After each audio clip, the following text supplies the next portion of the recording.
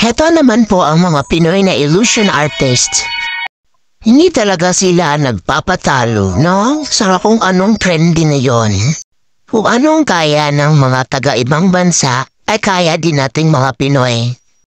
Nakaka-proud lang talaga na may mga Pinoy na nakikisabay sa mga viral videos na yon. Gaya nito, super galing talaga ng baklang to at grabe.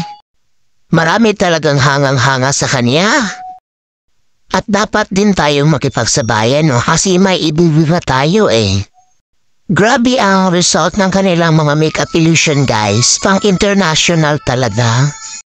Gaya neto, nag-enjoy talaga ako sa mga gawa niya. Kung heto, sa 2, 3, 4. Yan, grabe na this.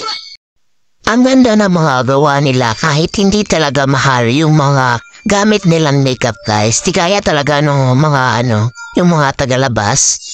Grabe talaga to sila, guys, no? Ibibigay talaga lahat. At super talented. Gaya nito si ate, oh. Tingnan yung mga videos niya, yung mga gawa niya. Oh, ayan, ang ganda. I think emoji makeup tong ginagawa niya.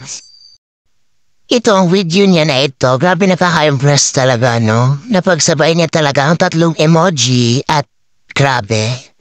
Perfect talaga. Kudos talaga sa lahat ng Pinoy dyan.